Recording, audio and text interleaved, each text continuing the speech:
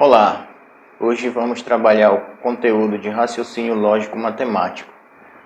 Para isto, nós precisamos saber o que é uma proposição.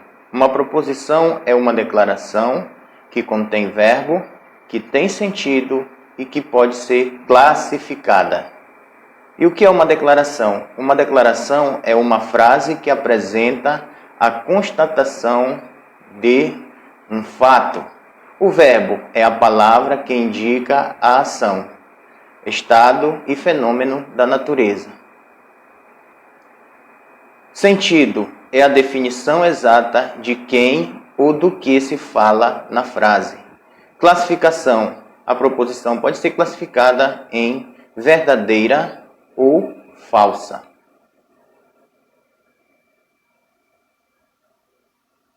Temos alguns exemplos para a gente entender melhor como é que isso funciona.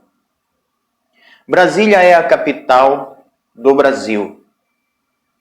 Então, para isso aqui ser uma proposição, nós precisamos saber se, em primeiro lugar, é uma declaração. Vamos ver se é uma declaração. Brasília é a capital do Brasil. Para ser uma declaração, nós precisamos entender que tem que ser uma frase que representa a constatação de um fato.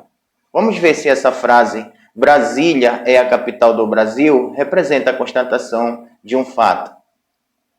Brasília é a capital do Brasil. Qual seria o fato aqui? O fato é que Brasília é a capital do Brasil. Esse é o fato constatado na frase. Então, já constatamos que a frase é uma declaração. Ou seja, Brasília realmente é a capital do Brasil. Depois precisamos ver se há verbo na frase. O que é o verbo? É a palavra que indica ação, estado e fenômeno da natureza. Tem verbo? Sim, tem verbo. O verbo é. O verbo é. Que é o verbo de ligação. Então, nós já temos dois quesitos que preenchem os critérios para ser uma proposição. Nós já sabemos que a frase Brasília é a capital do Brasil é uma declaração, porque tem um fato. Nós podemos constatar um fato. E também há a presença de verbo na frase. O outro quesito é saber se na declaração tem sentido. O que é o sentido? É a definição exata de quem ou do que se fala na frase. Como é que nós vamos detectar isso? Do verbo para o final da frase, nós vamos fazer a pergunta. Então, é a capital do Brasil. A pergunta que pode ser feita neste caso é: quem é a capital do Brasil? Se essa nossa pergunta nos remete para uma definição, logo a frase tem sentido. Então, quando eu pergunto quem é a capital do Brasil, a resposta está na frase Brasília. Logo, a frase tem sentido. Depois de a gente verificar se ela tem sentido, vamos para o outro quesito, que é classificar em verdadeira ou falsa. Brasília é a capital do Brasil, verdadeiro ou falso? Nós podemos classificar. Se Brasília é a capital do Brasil, verdadeira. Se Brasília não é a capital do Brasil, falso. Ou seja, a frase é uma declaração, tem verbo, tem sentido e pode ser classificada. Se preencheu todos esses requisitos, logo, essa frase é uma proposição. A segunda frase: a educação muda o mundo e as pessoas. É uma declaração? Sim, é uma declaração. Por quê? Porque nós temos um fato. Qual é o fato? O fato é que a educação muda o mundo e as pessoas. Temos verbo? Temos. Verbo muda, que vem do verbo mudar. Vamos ver se tem sentido. Como é que fazemos? Marcamos a oração do verbo até o final e fazemos a pergunta: Quem muda o mundo e as pessoas? A resposta nos remete para uma definição contida na frase, que é a palavra educação. Quem muda o mundo e as pessoas? Resposta, a educação. Então, a frase tem sentido. Pode ser classificada? Sim, pode ser classificada. Porque, olha, se a educação realmente muda o mundo e as pessoas, nós vamos dizer que a proposição é verdadeira. Se a educação não muda o mundo e as pessoas, então a proposição seria falsa. Então dá para classificar. 2 mais 4 igual a 7. Como é que eu faço para saber se esta sentença é uma proposição? Nós vamos escrever a sentença. 2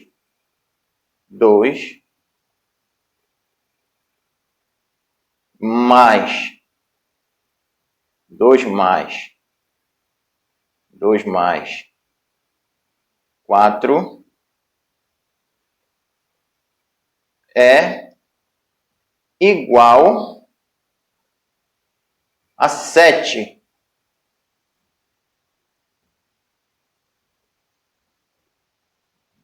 Dois mais 4 é igual a 7. É uma declaração? Sim, a constatação de um fato. Qual é o fato? É que 2 mais 4 é igual a 7. Tem verbo na declaração? Sim, tem verbo. O verbo é. Tem sentido? Marcamos do verbo até o final da frase e fazemos a pergunta. É igual a 7. O que ou quem é igual a 7? 2 mais 4. Então tem sentido.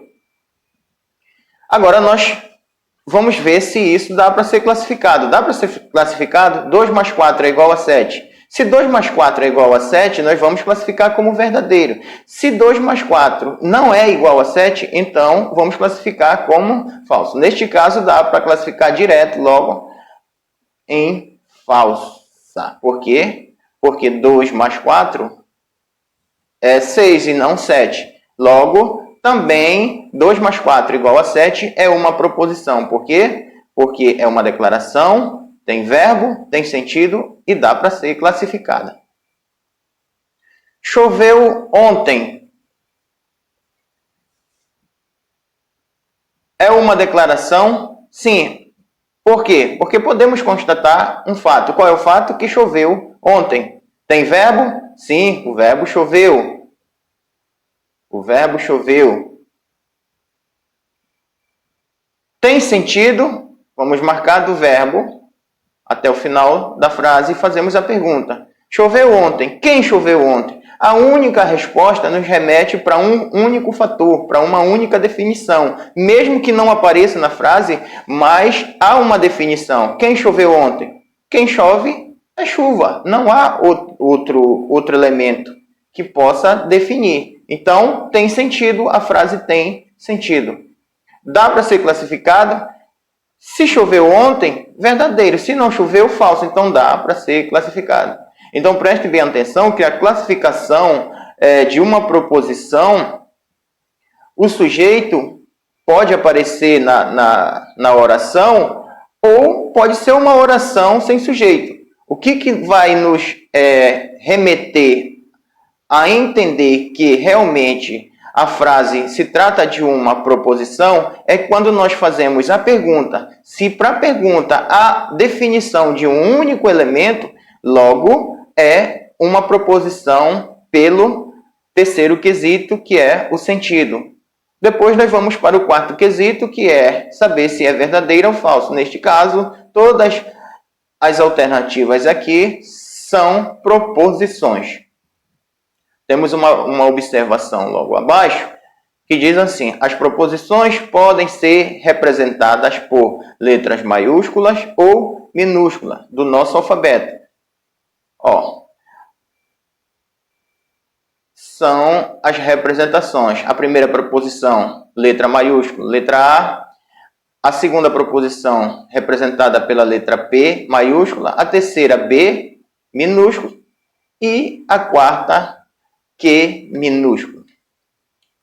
Continuando com a nossa aula, nós vamos observar que há um outro critério que nos permite entender o que não é uma proposição. Por exemplo, quais são as frases que não são proposição? De cara, sem você fazer toda essa leitura que nós acabamos de fazer, se a frase é uma pergunta, não é uma proposição. Temos aqui o exemplo, gostou da aula? É uma pergunta, então logo não precisa nem fazer a leitura para saber se é uma declaração, se contém verbo, se tem sentido, se dá para ser classificado ou não. Se é uma pergunta, não é uma proposição. Se a frase é exclamativa, também não é uma proposição. Até que, enfim, uma frase exclamativa, logo não é uma proposição. Sentença imperativa. O que é uma sentença imperativa? É toda aquela sentença que ordena, aconselha, que faz um pedido. Então, vamos lá. A sentença imperativa é a sentença que ordena, aconselha e faz um pedido. Que é neste caso aqui, ó, curta o nosso vídeo. É uma sentença imperativa.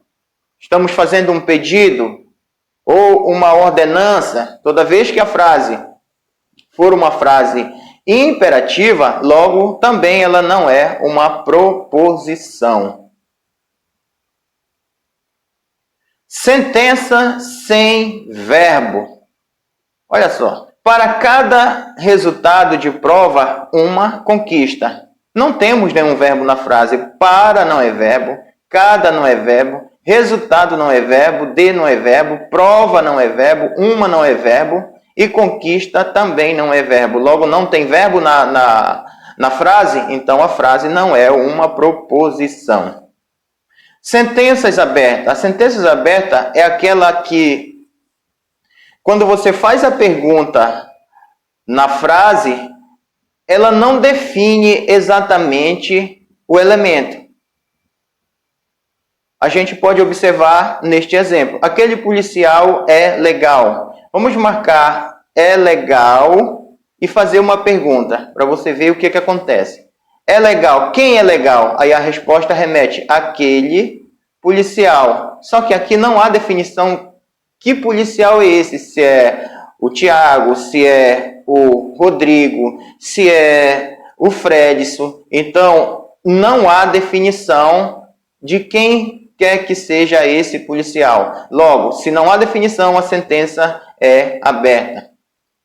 Sentença do tipo X mais Y é igual a 4 também é uma sentença aberta. Por que é uma sentença aberta? Porque vejam que não há definição de um valor para o X e nem definição de um valor para o Y. Então, isso aqui não dá para classificar. Ou seja, o X pode assumir vários valores, assim como o Y também. Logo, essa sentença é uma sentença aberta. Negação de proposição. Como que nós fazemos a negação de proposição? Primeiro, nós temos que observar o símbolo. E o que é uma negação de uma proposição? Significa mudar o seu valor. Como nós vamos proceder? Se determinada proposição é verdadeira, sua negação será falsa e vice-versa. A negação tem que ser feita do verbo principal da proposição. Os símbolos da negação aparecem antes das letras que simbolizam as proposições e indicam que a proposição foi negada. Vamos ver como isso funciona na prática. Aqui nós temos uma proposição, a porta está aberta. O símbolo de negação tem que vir antes da letra.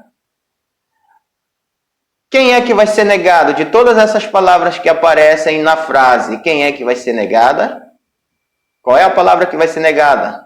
É o verbo, ou seja, a negação tem que vir antes do verbo da oração principal. Logo, a nossa negação para a proposição A seria: a porta não está aberta. Vejam que a negação, veio antes do verbo estar. Então, todas as vezes que nós vamos negar uma frase, a negação tem que vir antes do verbo.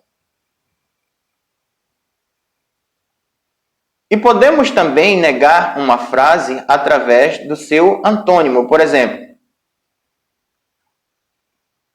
o antônimo de aberta é fechada. Então, vejam como ficaria a negação sem usarmos o não.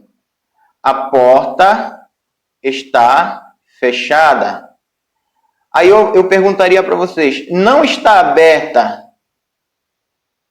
é a mesma coisa que está fechada? Sim, não está aberta é a mesma coisa que está fechada. Então, tanto pelo não, antes do verbo, como pelo antônimo, dá para a gente fazer a negação. Então, se dá para a gente fazer a negação também pelo antônimo, as duas situações de negações estão corretas.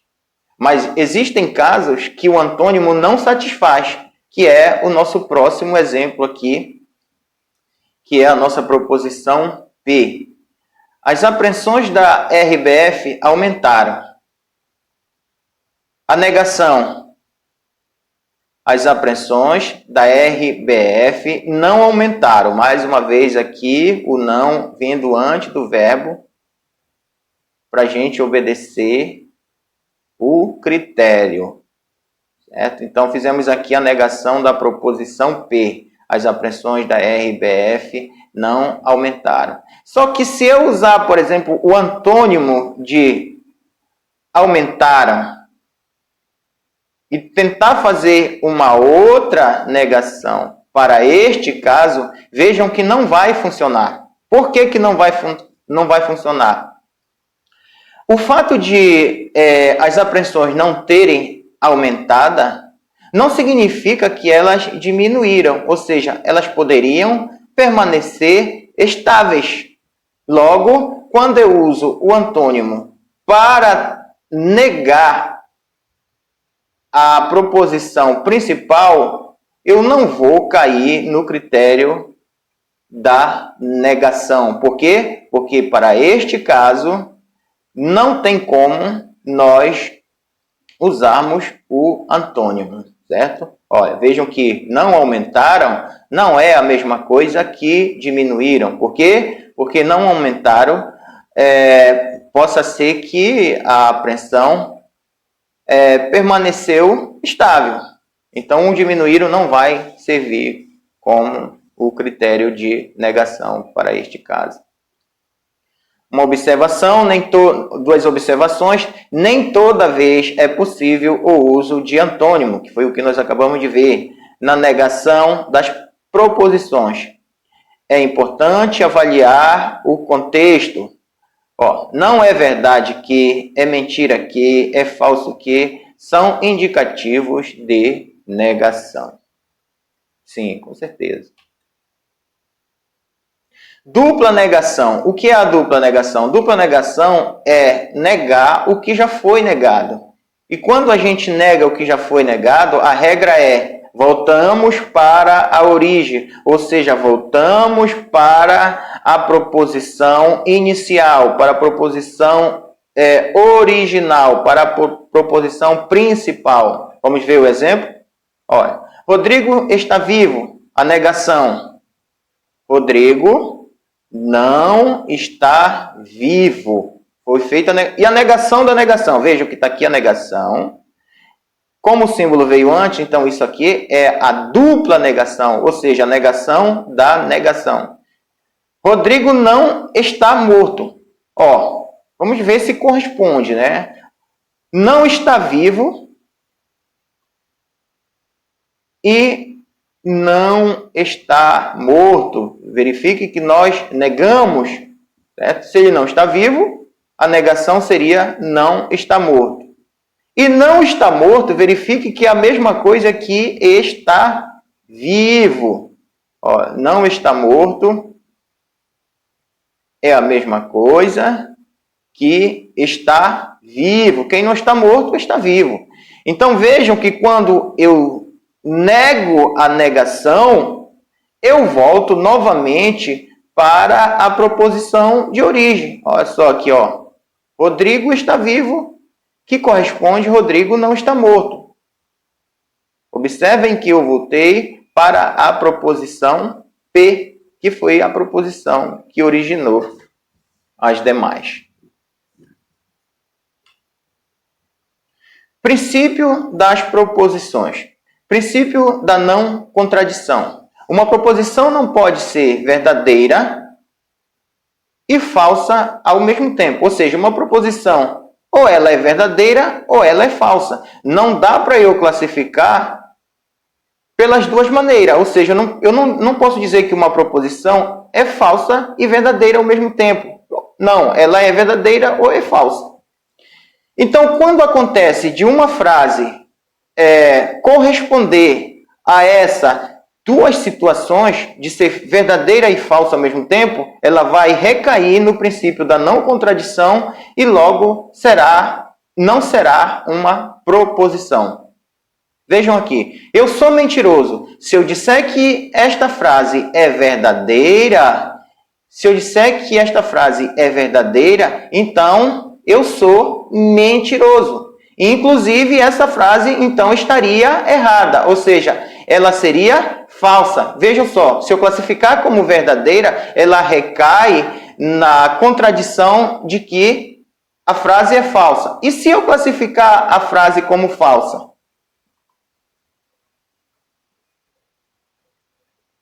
Veja que se eu classificar a frase como falsa, então eu estou dizendo que eu não sou mentiroso. Certo? Então eu não sou mentiroso. Se eu não sou mentiroso, então a alternativa, ou seja, a frase, ela seria verdadeira. Certo? Olha só, quando eu classifico como falsa, eu digo que eu não sou mentiroso.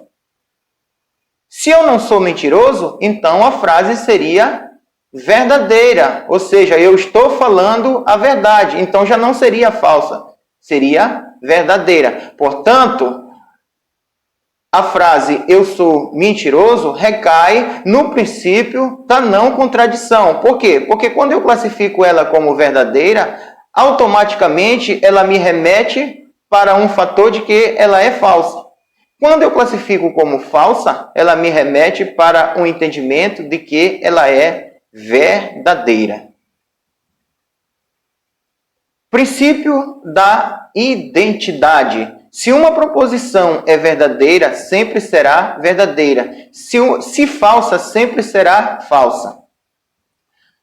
Como nós acabamos de dizer, se ela é verdadeira, não tem duas caras. É uma só. Se é verdadeira, é verdadeira. Se é falsa, é falsa. Porque se der para classificar como no princípio da não contradição, então ela não será uma proposição. Aqui nós temos 2 é par. Se 2 é par, ela será verdadeira. 2 é par, sim, não tem como contradizer que 2 não é par. Então, a proposição aqui, ela é verdadeira. Então, nós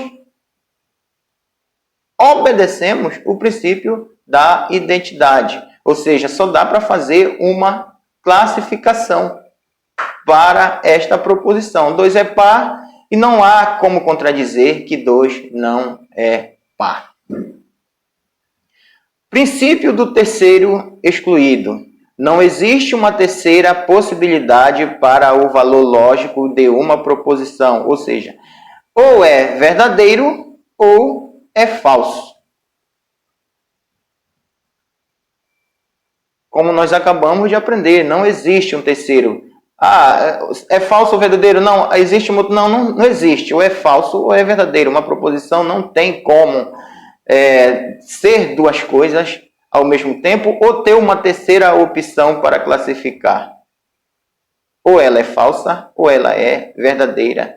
É isso que diz o princípio do terceiro excluído. Não há uma terceira opção para classificar uma proposição. Exercício. Sabendo que P, Q e R são 3 proposições, julguem o item.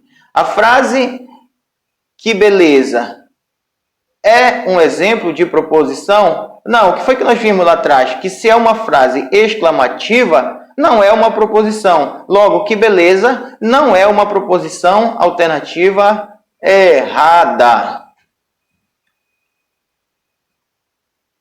Questão número 2. Admitindo a veracidade das 3 afirmações acima, julguem o item. As frases Caio é muito habilidoso com a espada e você é um ninja? Pergunta, não são exemplos de proposição? Se não for exemplo de proposição, certo. Se for, alternativa errada. Vamos ver. Caio é muito habilidoso com a espada. É uma frase exclamativa, logo não é uma proposição. Você é um ninja, é uma pergunta. Você é um ninja, é uma pergunta. Então, não são exemplos de proposição, certo? Correto, não são exemplos de proposição. Então, nossa alternativa é verdadeira. Por quê? Porque não são? Porque uma é exclamativa e a outra é interrogativa. Então, a questão quer saber que se não são exemplos de proposição, justamente não são exemplos de proposição. Questão 3. A sentença, um ensino dedicado à formação de técnicos negligencia a formação de cientista. Constitui uma proposição simples? Vamos ver. O que seria uma proposição simples, pessoal? Uma proposição simples é aquela que não tem presença de conectivo. O que são os conectivos? Se, somente se, ou se, então, esses são os conectivos. Então, vamos lá, uma proposição simples não tem conectivo, tem um único verbo na frase e apresenta uma única oração. Não dá para ser separada. Vamos lá? Um ensino dedicado à formação de técnicos negligencia a formação de cientista. Já vimos que não tem conectivo. Vamos ver quantos verbos tem na oração.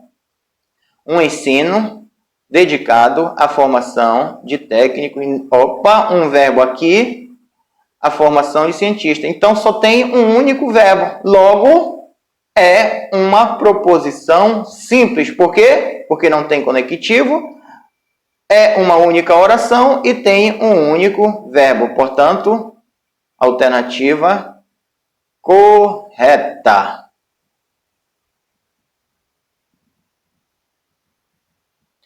Acerca da lógica sentencial, julguem o item que segue. A lógica bivalente, bi quer dizer dois. Duas valências. Não obedece ao princípio da não contradição, segundo o qual uma proposição não assume simultaneamente valores lógicos distintos. Olha só, pessoal, a lógica bivalente, ela obedece o princípio da não contradição, ou seja, ela recai no princípio da não contradição. Porque bi quer dizer que a gente pode classificar de duas formas, verdadeiro e falso ao mesmo tempo. E aqui, a questão está dizendo que não recai, e recai sim no princípio da não contradição. Certo? Recai no princípio da não contradição. Por quê? Porque nós não podemos classificar uma proposição de duas maneiras. Ou é verdadeira ou é falsa, e não verdadeira e falsa. Então, esta alternativa aqui, ela é errada. Alternativa errada. Então, pessoal, se vocês gostaram da aula, curtam o nosso vídeo, compartilhem, comentem, para que isso me estimule a trazer outras aulas aqui para vocês. Abraços!